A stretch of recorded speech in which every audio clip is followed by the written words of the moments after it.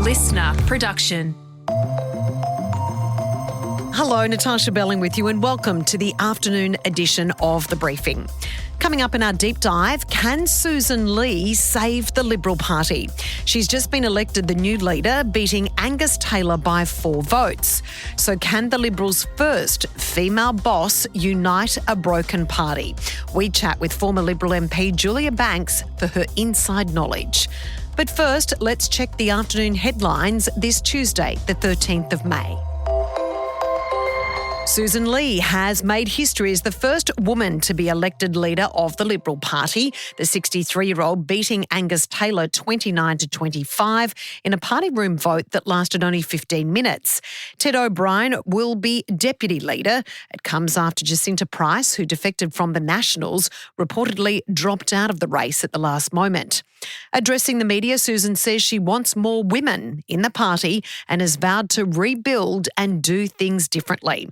Sussan promised to be a strong opposition and hold the Labor government to account. We have to have a Liberal Party that respects modern Australia, that reflects modern Australia, and that represents modern Australia.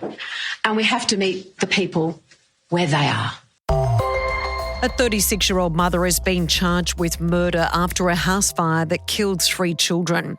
Emergency services were called to the home in Toowoomba last week, which was engulfed in flames. 6 people were reportedly inside at the time, with authorities discovering a body believed to be a 9-year-old boy in the home. 2 other children later passed away. The mother remains in hospital in a critical condition under police guard.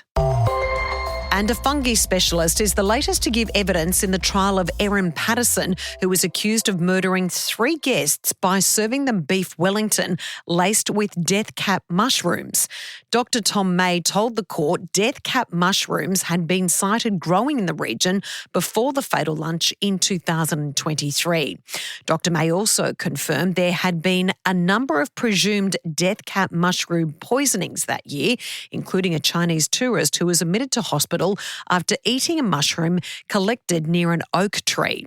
Erin Patterson has pled not guilty to all charges. Now it's time to get into our deep dive with former Liberal MP Julia Banks. She shares a brutal insight into what really happens within the Liberal Party room and the 2 words you're never allowed to mention. Julia admits Sussan's new leadership role is already under threat from the hard right, and the Liberals will never succeed if they don't garnish the female and younger voters.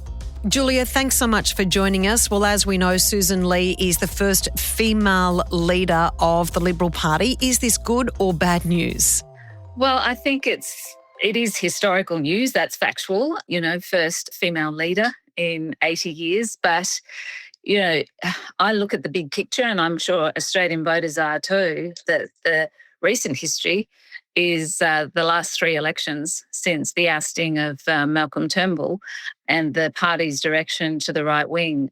And you really just, when you look at the facts, which is a damning indictment on the Liberal Party, and that is there are now currently, I'm not sure if these numbers are exactly accurate, but roughly 47 female Labor MPs in the House of Representatives, and I think there's about 6 Liberal MPs, of which Sussan Ley is one. So it is a historical fact, but I don't think it's going to have the impact that it's intended to have, or that the Liberal Party and their base of supporters hope it will have.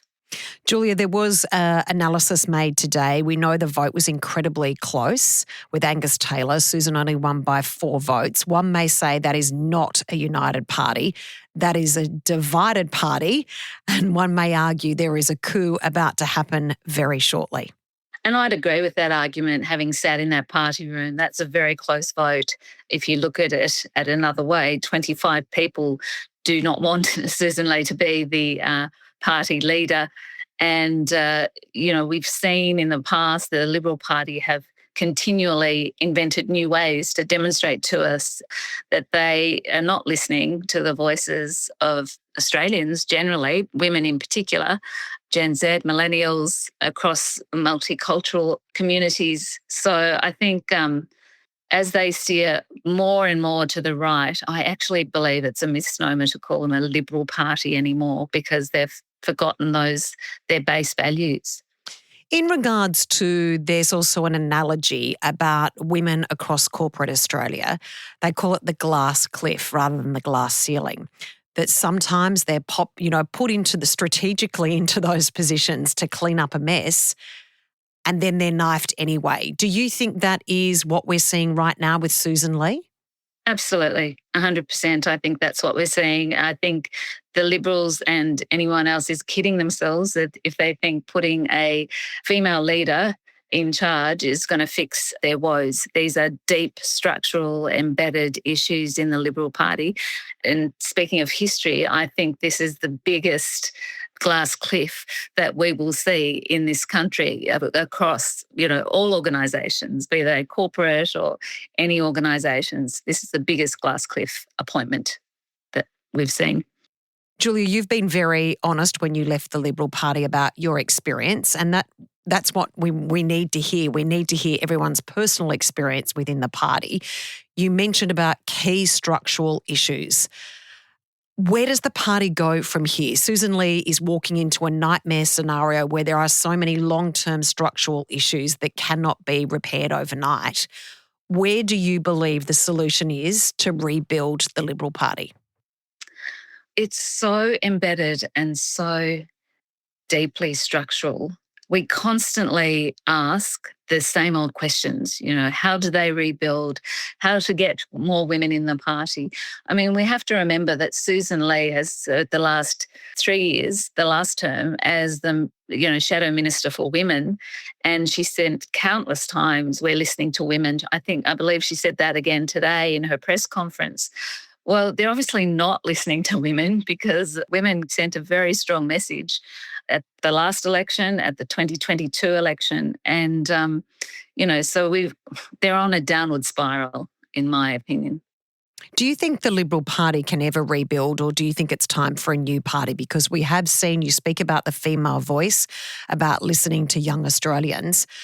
Many may argue the voters in the last federal election didn't vote for the Liberal Party. They voted for the Teals and Independents because it wasn't a resounding win for the Labor Party. It's because the preferences went to the Labor Party.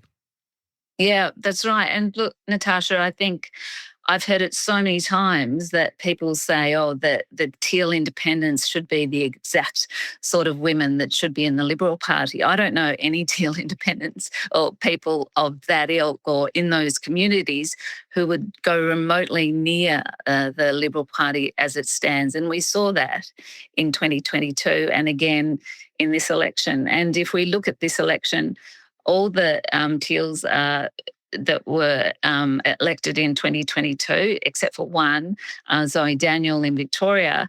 But Zoe Daniel was replaced by a man. So the Liberal Party couldn't even bring themselves to pre-select a woman in that pre-selection battle in Goldstein. So I really just think they're continuing on this right-wing direction that doesn't answer the values or isn't totally not aligned to the Menzian values, which talked about the forgotten people.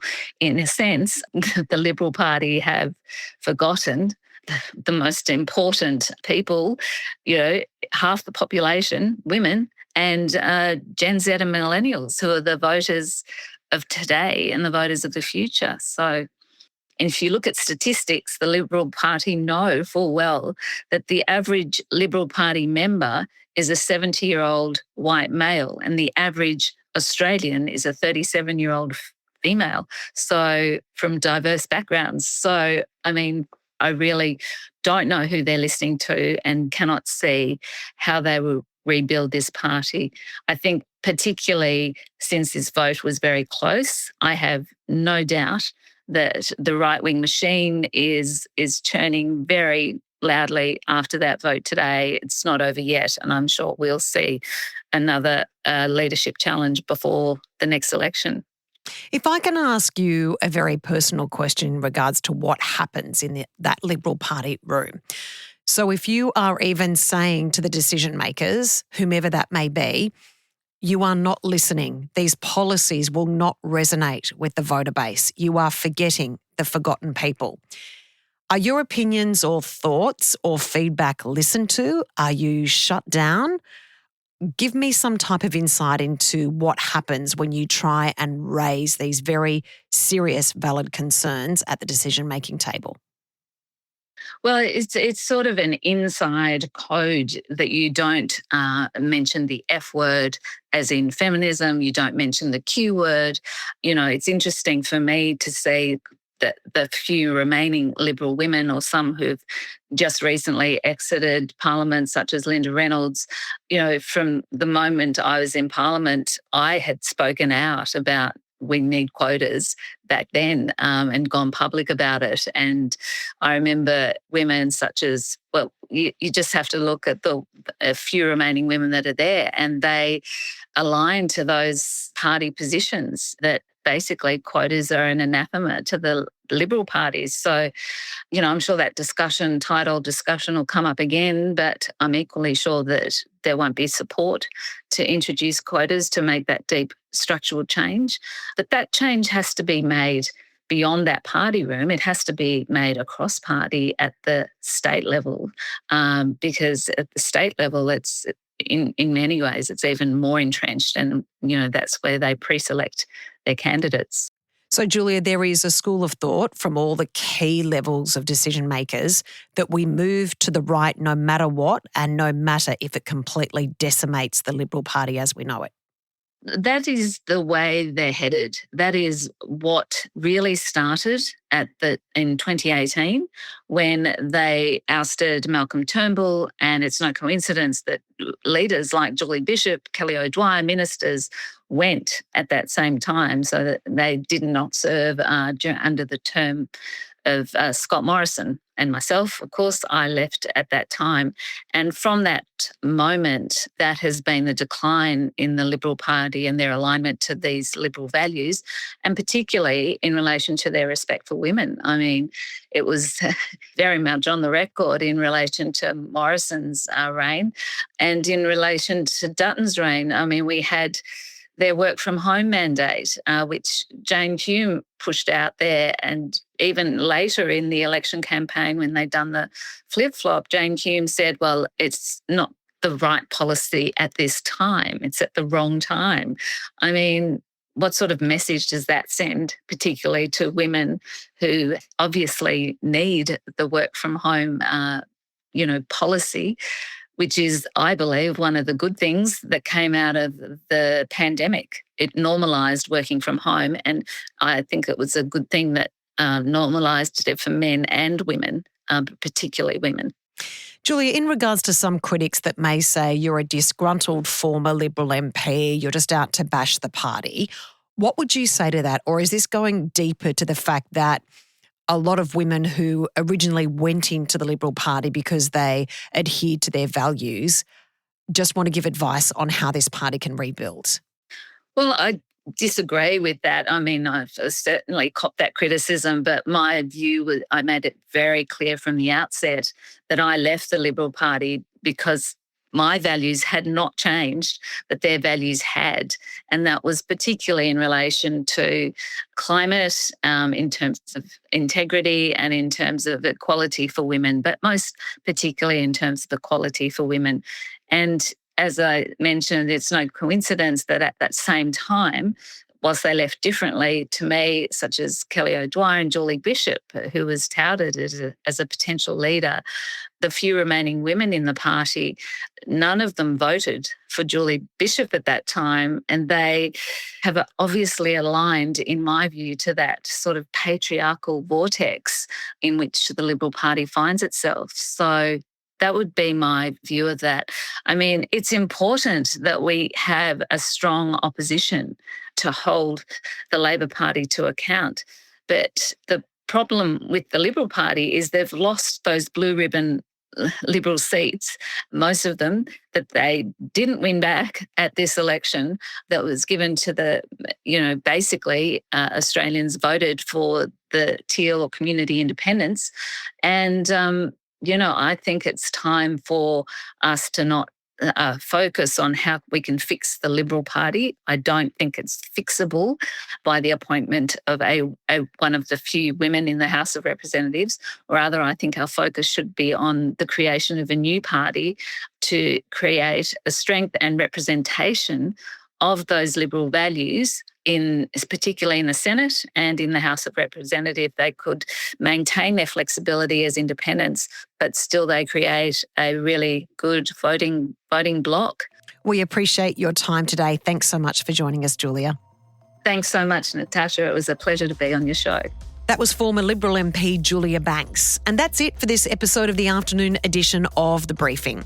We'd love you to subscribe or follow us so you don't miss our episodes or our deep dive of the day. You can also follow us on our socials, on Instagram at The Briefing Podcast, also on TikTok and YouTube. Just need to search Listener Newsroom, which is spelled LISTNR. And we'll be back in your feed tomorrow at 6 a.m. I'm Natarsha Belling. Thanks for your company.